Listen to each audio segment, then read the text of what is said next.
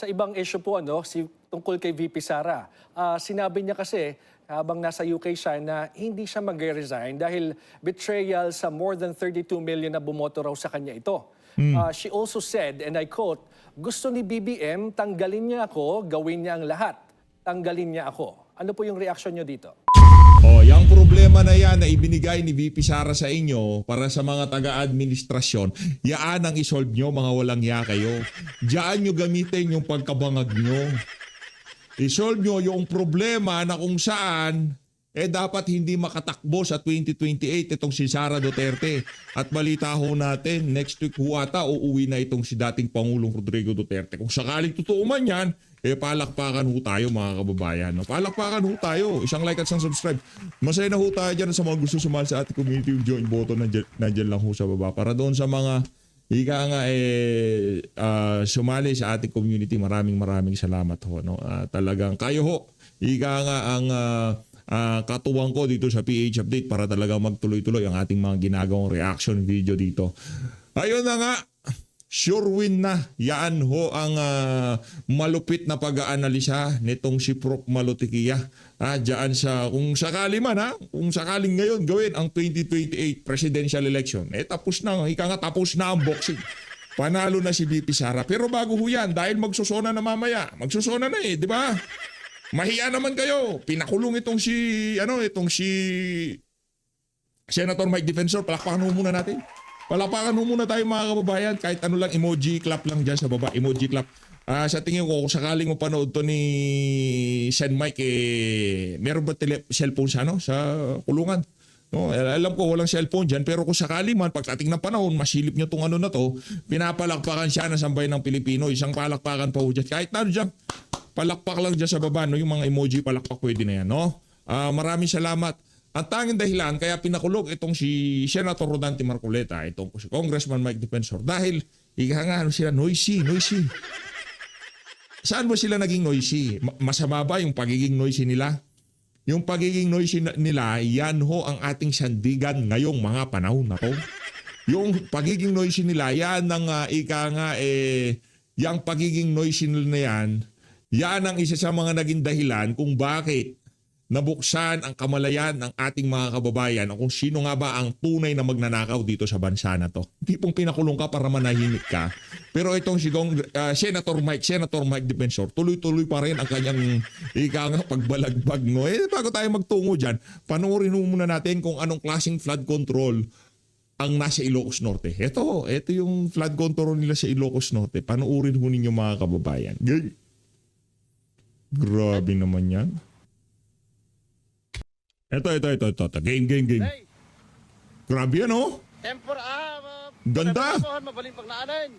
Naanin. Kuno lang tawin o may manin, apo. Well, na po. Flood control nila, bulldozer, palakpakan. Shout out sa congressman ng Ilocos Norte na si Sandro Marcos. Ang ganda ng flood control nyo dyan. Ibang klaseng control yan. Oh. Sige lang. Lay, madamag. Madamag. Oh. Awanin. Awanin. Oh. Awanin na po. Di makapagna. Nakananos timang ligaw pa eh.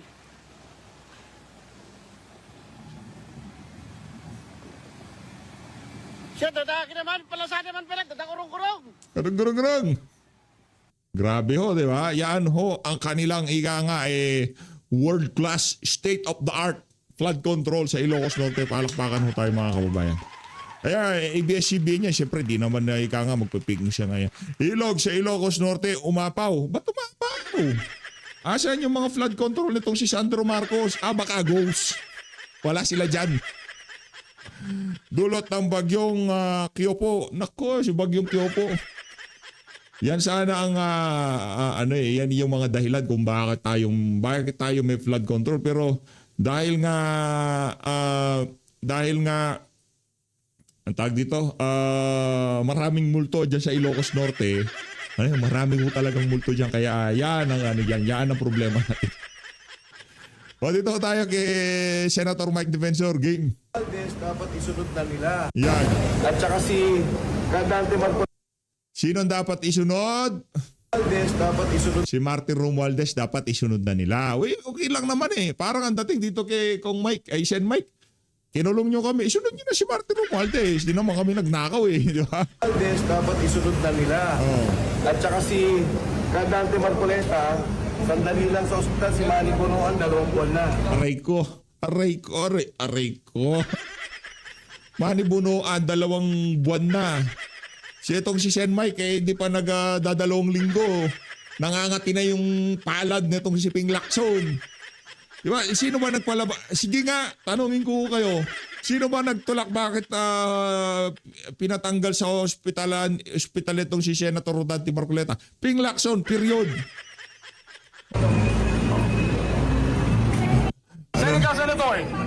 Maganda yung ngiti ni Senator Rodante Marcoleta. Palakpakan natin ang ating mga magigiting naman dirigma na kung saan talagang pinaglalaban ho nila ang karapatan ng bawat isang Pilipino ngayong mga panahon na ito. Maraming salamat. Maraming salamat. Yun lang ang masasabi ko. Pasasalamat sa mga kababayan natin, mga government official natin, kagaya ni Rodante Marcoleta, Mike Defensor, na talagang hindi ka pwedeng pagka naispatan mo ng camera itong si Sen Mike, talagang iisa at iisa siya, di ba?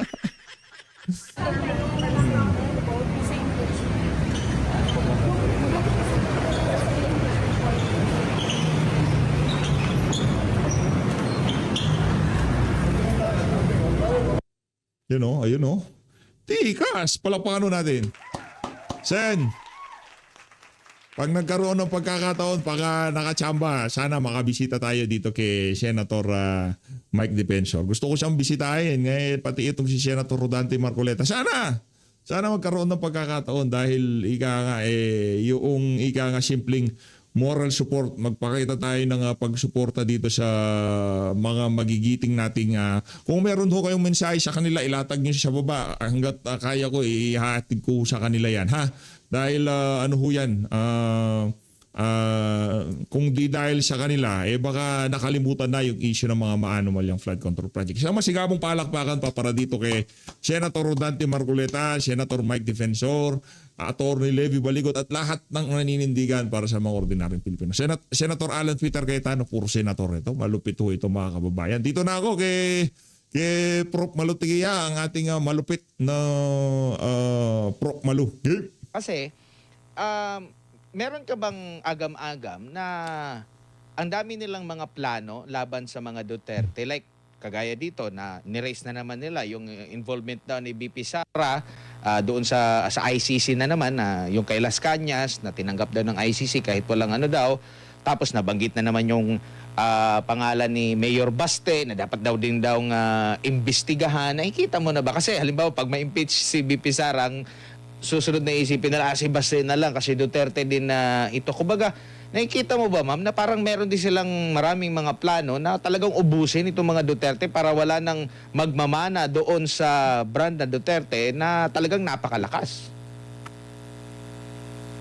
Alam mo, Admar, naniniwala ako dyan sa iyong sinabi, no? Pero babalikan uli natin, kahit nyo alisin ang Duterte, may mga taong sumusuporta sa kanya. Kaya nga ang tanong ko, who will inherit the 60%? Who will BP... At hindi si Martin Romualdez yan. Palakpakan. Who will inherit the 60%? Yung 60% kasi 59 eh. Sino magmamana dyan? Si Martin Romualdez? Hindi si Martin Romualdez. Si Gibo Chodoro at itong si Nicolas Torre, asa pa sila. Hindi sila.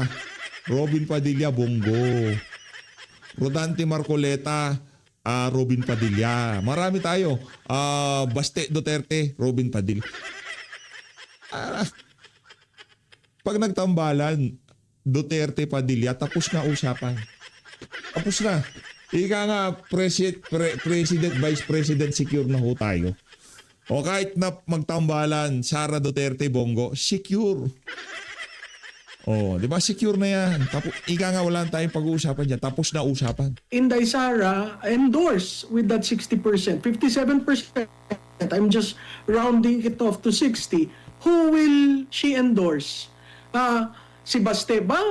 Makikita natin dun sa Senate list meron mga lumalabas na pangalan na, oh, pwede to pwede to.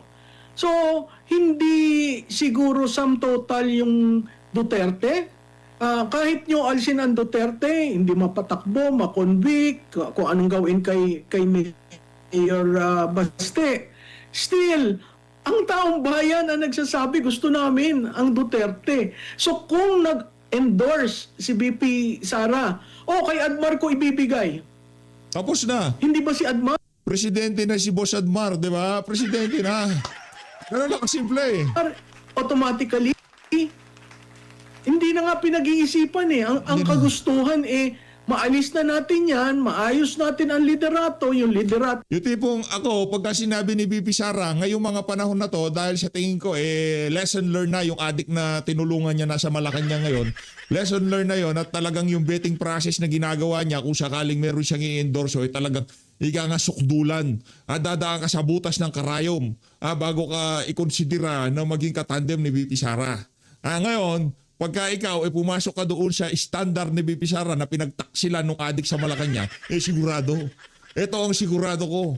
Kung sino man ang endorse ni BP Sara, wag lang si Amy Marcos. Magkakaproblema tayo dyan. Ayoko yan kasi sinabi ko na di ko susuportahan yan. Siguro, pagka natapos yung termino niya, hindi ko na siya babanatan. Tapos na si Manggay. Magko-congressman na lang siya sa Ilocos Norte o hindi siya mag-VP. Period. Hindi siya mag-VP. Anak na to ka. Kung sakaling mag-BP siya at nag-independent si Bongo, boboto ko si Bongo. Bahala ko kayo. Ako, hindi naman sa pag-ano pinili ni BP si Amy Marcos. Knock on wood. Wag naman ho sana. Please. Ngayon, sabi ng mga PDP laban, Marcos na naman, mga adik yan Baka matino si Amy Marcos ngayon, bukas magpupulburo niyan. Mahirap na. O biglang tumakbo si Bongo. Walang aatras. Sen Bongo Sen Robin Sen Boto. Pagka tumakbo ng pagka-vice president, labanan lang natin si Mangga. Nakanto ko kahit si Senator Alan Peter Cayetano pa, pagka tumakbo versus Mangga, Alan Peter Cayetano ako. Hindi ako boboto ng Marcos. Pero hindi na natin babanatan si Sen Amy. Dahil nakita naman natin kung paano siya sumalansa sa mga nakalipas na panahon. Sobrang talagang yung pagsisisi talagang nakikita natin sa kanya. Pero para umabot doon sa punto na susuportahan pa natin siya, pasensya na ho kayo mga kababayan. Hindi ko ho talaga kaya. Yun kumbaga pag naririnig ko ang apelidong Marcos, kinikilabutan ako. Diba? Marcos, ano man to? Mga adik yan. Adik yan, Brad. Mga pulburonik yung mga yan. Diba? Kahit sino Marcos, Irene Marcos, Amy Marcos, sino pa? Basta yung mga nasa lahi nila nananalitay ang dugo ni Imelda, nitong si Romualdez, ni Marcos Sr. sa mga dugo nila, mga magnanakaw. Nadamay Atong pagtatanggol kami, yung lideratong tatayo kami, at maayos ang bayan. Merong mga nagsasabi na, bakit naman si Senator Padilla ang nag-number 1? Wala tayong magagawa, yun ang gusto ng tao. And to a certain degree, pag yun ang tinayuan ng tao, yan ang demokrasya.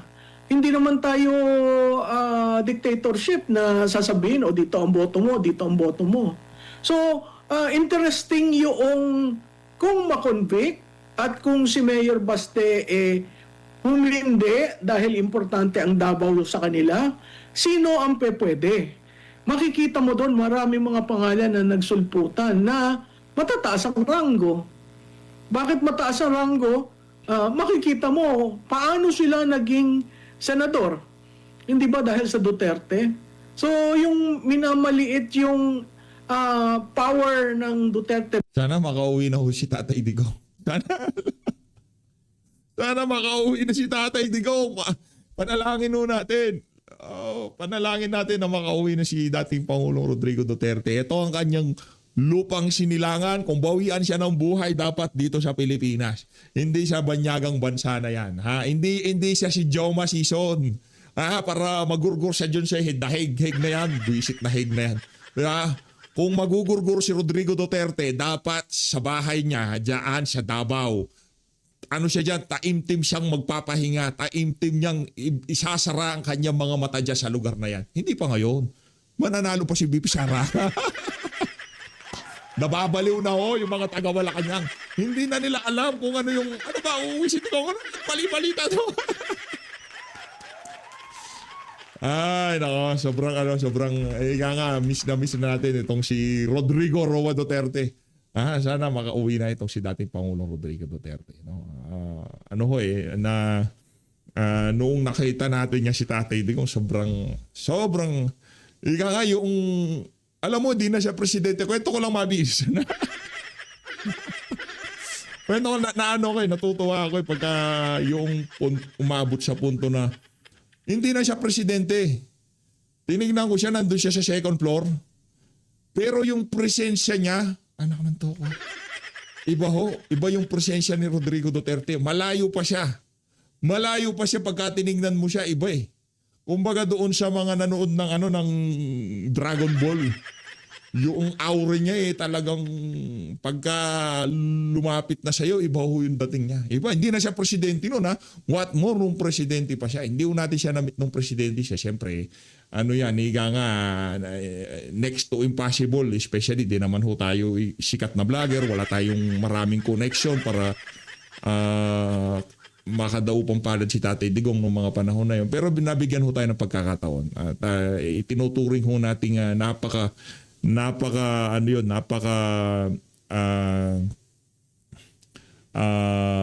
honor sa atin. Yung tipong napakatinding tawag doon. Anong word na yun? Nakalimutan ko eh. Napakatinding, basta, yun. Tinuturing nating very precious sa ating pagiging taga-suporta ni Rodrigo Duterte na nakadaupang palad natin siya na kausap ng mabilisan lang. Yun lang. Hindi naman ho tayo kagaya ng ibang mga vlogger na talagang matindi yung connection nila. Anytime pagka nagpunta ng Davao, mamimit nila si Tatay Digong. Wala ho tayong ganong katinding connection. No? Pagka talagang tsambahan lang talaga. Di ba? Tsambahan. Brand, sa tingin ko mag-aral muna kayo ng numero at tingnan nyo kung ano ang saan nanggagaling yung demographics at bakit ganun. Opo. Prof, siguro bilang panghuli, mensahe na lang sa ating mga kababayan po sa gitna ng impeachment trial. Grabe mga pagbaha na naman itong mga nakalipas na araw, SONA at ilang linggo, buwan, taon na lang 2028 na rin po, Prof. Siguro, Admar, no, una salamat. Pangalawa, ang aking nais sabihin sa mga nakikinig at nanonood dito, manood po tayo ng SONA. Minsan boring, pero kung minsan doon natin nahuhuli ang ating leader sa mga kasinungalingan at pambubudol sa atin. Makinig po tayo kung paano niya ginawa yung kampanya na mahiya naman kayo. At kung sa dulo gusto niyo sabihin ikaw ang mahiya, sabihin po natin. Pangalawa, may mga rallies po na dadating. Sana po makita namin kayo doon dahil ito po ay hindi na lang sa henerasyon natin. Sa henerasyon ng mga bata at apo natin. Ayaw po nating ibigay sa kanila ang Pilipinas na ganitong kagulo. Ang gusto po natin, maayos, stable, predictable, certain ang gobyerno. Para ang buhay ng Pilipino at ng household ng mga Pilipino ay kayang umusbong at lumago dahil yung basic na kailangan ng role ng gobyerno ay nagagawa. Panghuli ho, wag ho tayong mawalan ng pag-asa kasi yun na lamang ho ang hinahawakan natin at ang pananalig natin sa Diyos. Darating at darating rin ho ang panahon na maaatim natin yung ating ninanais para sa Pilipinas. So siguro panghuli, mahirap pong mahalin ang Pilipinas. Pero ganun pa man, mahalin po natin. Maraming salamat si Professor Malutik. Yun yung outro natin lagi dito sa PH Update. No? May dahilan kung bakit yan ang outro natin. No, hindi yung actually nag-originate yan kay VP Sara eh. Bago yung syukran niya, yung mahalin natin ang Pilipinas. Kung mayor pa siya. Doon ho natin kinuha yung ginaya kay VP Sara.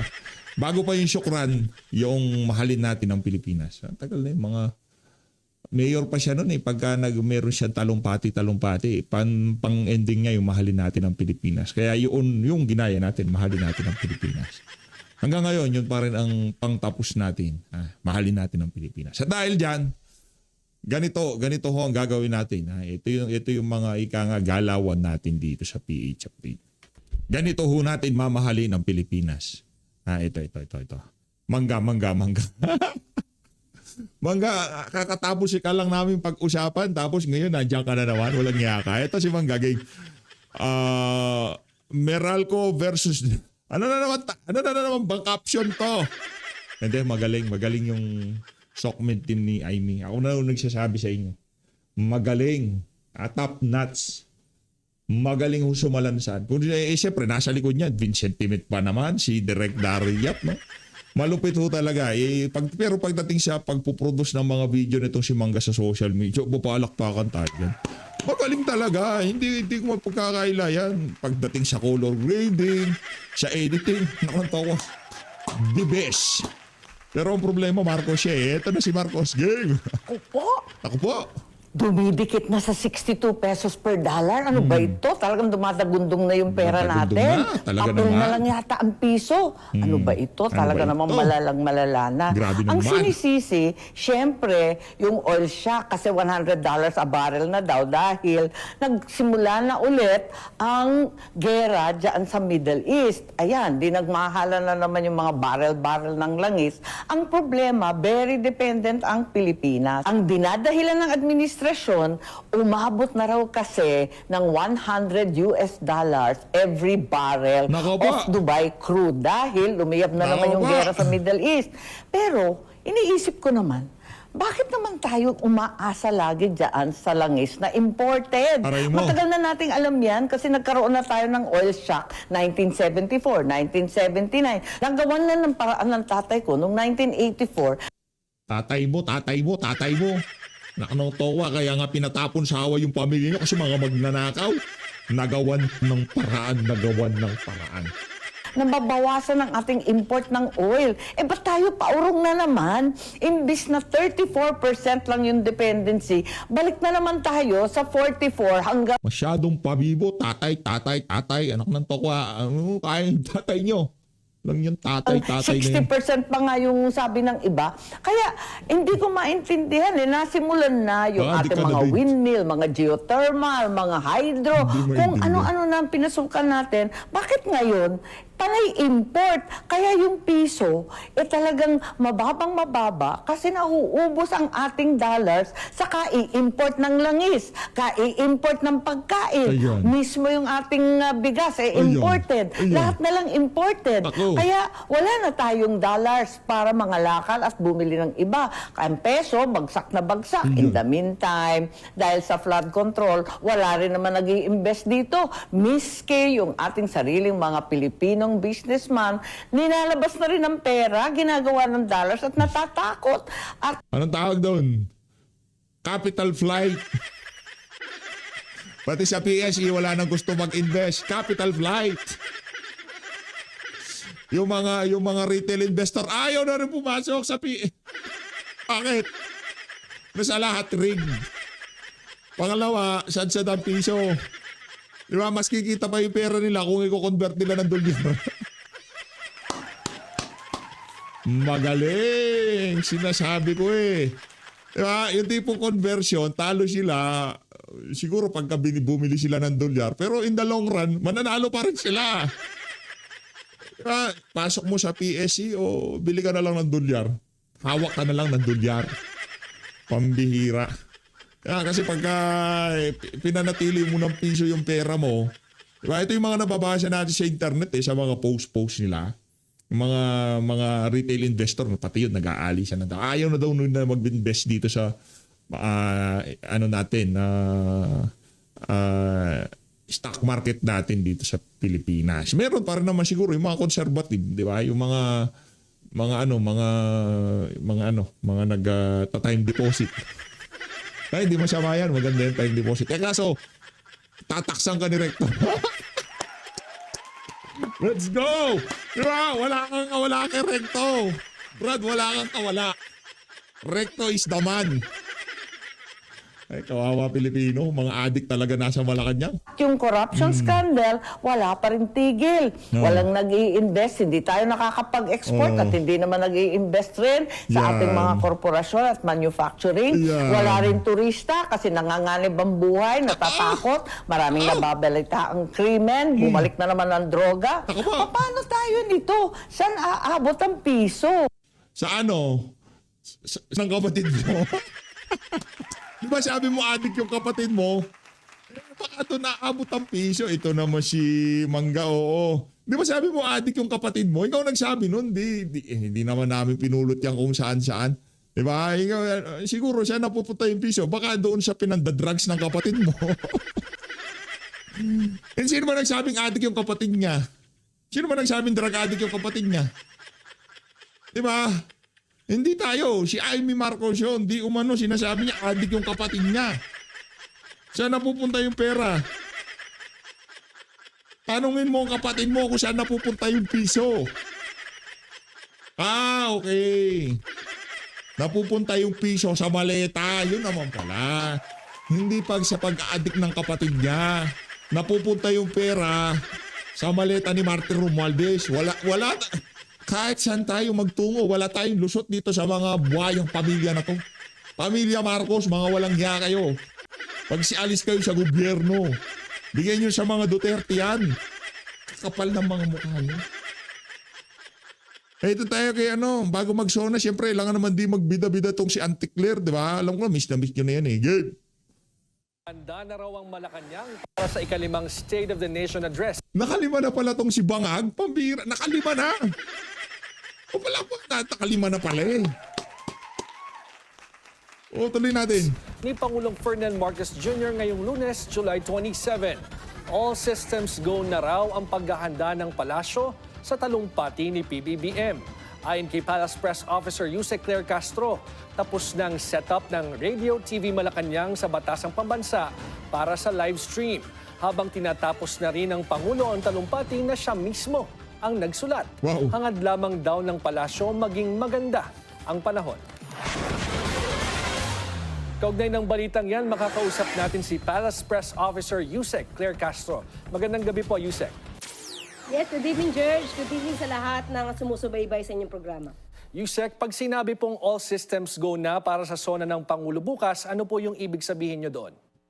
Kahapon kasi, maghapon na nag-ayos at nag-prepare ang RTVM sa House of Representatives. So, tinapos na lahat, mga camera, timing, everything. Kahapon iyon ginawa. So, last day na kasi yung preparation sa House of Representatives. So, handa na. Handa ang Pangulo para sa SONA bukas. Ano po ang pasabog ng Pangulo bukas sa kanyang speech? Can you Nahihiya na ako kasi adik ako. Baka inyo kayo pasabi. give us a hint? O obvious na yung hint na hinihintay natin bukas? Ayoko magsalita kasi ayoko rin pangunahan ng Pangulo at sinabi naman niya sa huling interview sa kanya, abangan na lang ang susunod na kabanata. So lahat bukas mag-abangan po tayo kung ano po ang mga... Grabe no. Next year, lasona na ni Marcos Jr. Pambihira naman yan. Ano ba yun? Paano ba yun, Auntie Claire? Handa na ba yung citizenship? Handa na ba yung ika-4 na passport mo? Tatanong lang naman ako kasi pagkatapos nito para kayong mga bulating magpupulasan dyan sa Malacanang pag nakaupo na si Vicky Sara. Yan ang sigurado, di ba? mensahe ng Pangulo para sa taong bayan. May mga inanunsyo po kasi ang Ombudsman na supplemental complaint laban kay dating Speaker Romualdez. At may ilan pang di umano'y contractor like Representative Ang na kinasuhan na. Hinabol po ba talaga itong mga ito para maisama sa ulat ng Pangulo bukas?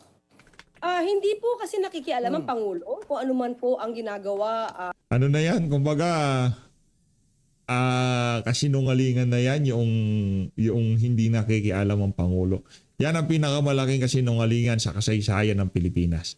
Pagka sinabi ni Auntie Claire na hindi nakikialam ang Malacanang pagdating sa legislative, sa judiciary, kabalbalan ho yan. Natatapos ng Ombudsman dahil ito naman po ay independent body. So kung ano man po ang natatapos po ng Ombudsman at ng DOJ, ay yan naman po ay kanilang mandato.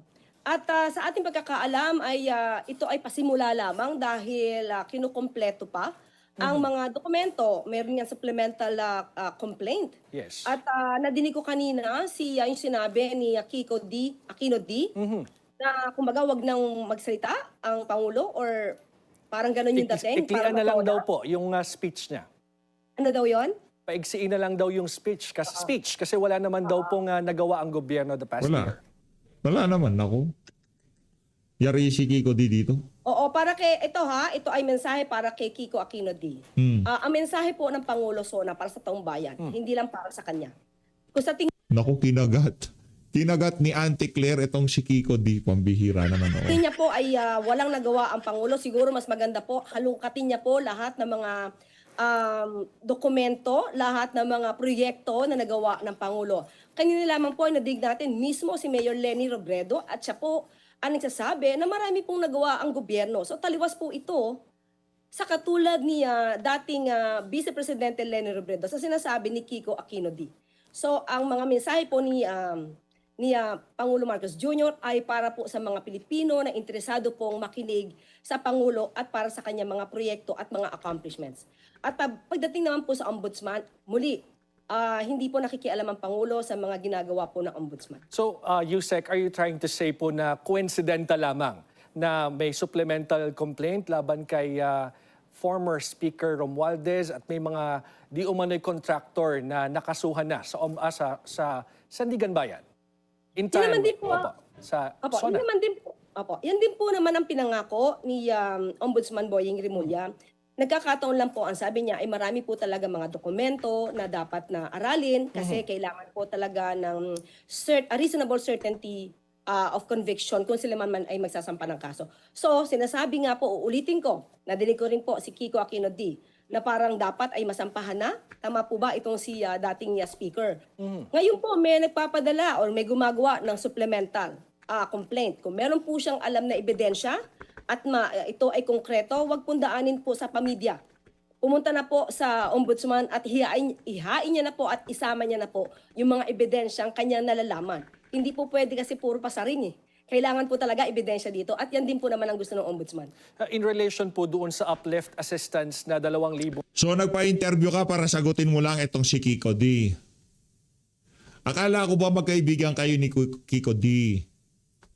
Di ba magkahuthutan kayo ng dila nitong Kiko D na to?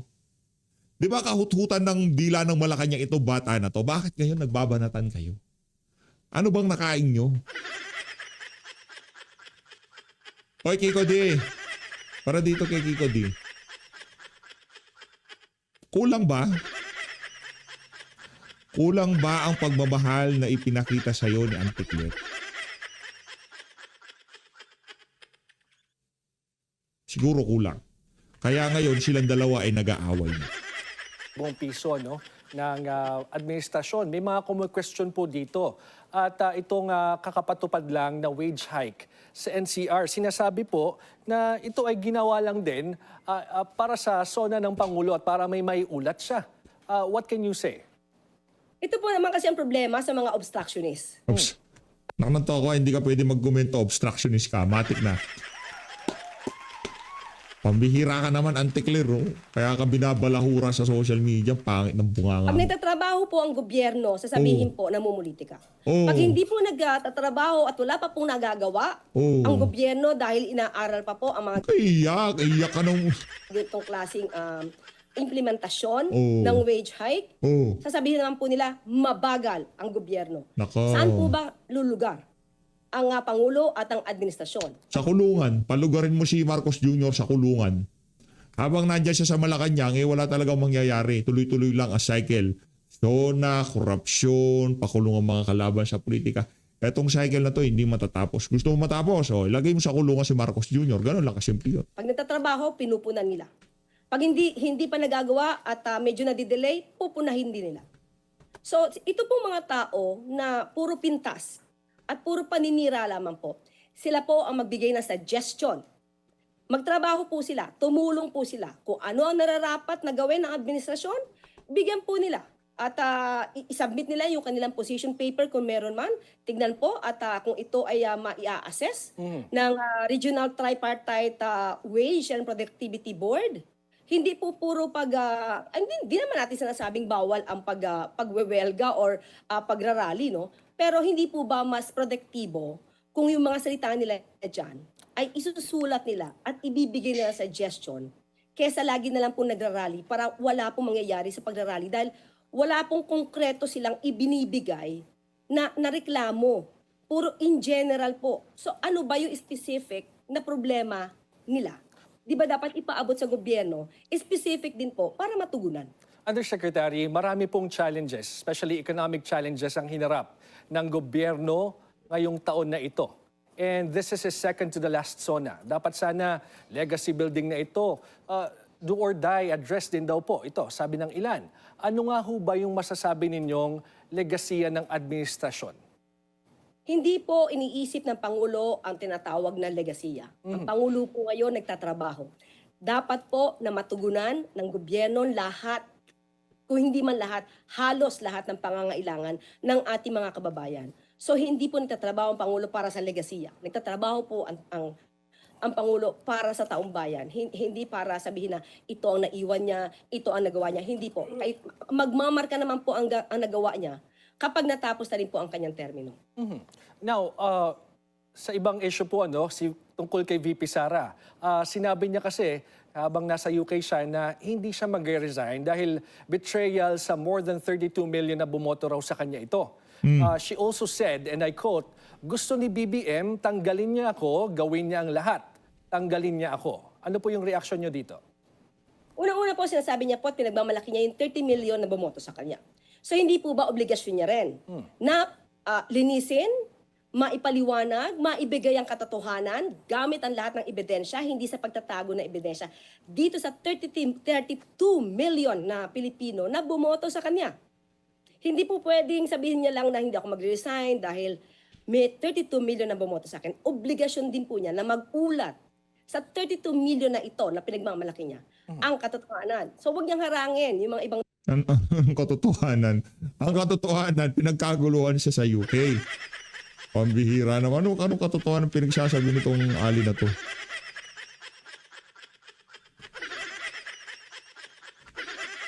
Anong katotohanan?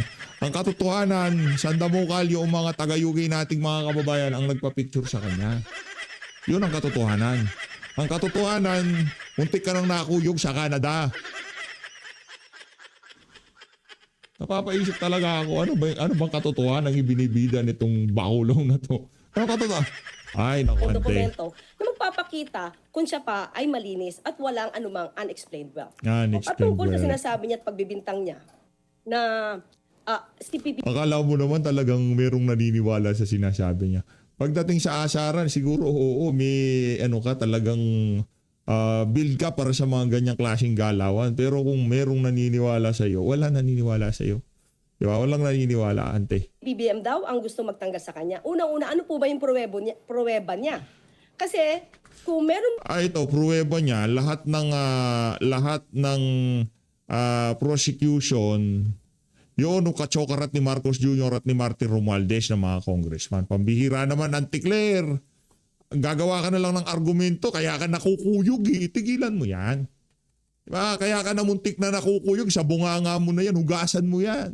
bang magpapatanggal sa PH care mo yung bunganga mo na yan kahit pa paano luminis. kanya? Unang-una po ang impeachment, hindi po ito mandato ng ehekutibo. Mandato po ito sa Kongreso. Pambira. Yan po ay nakasaad sa ating konstitusyon.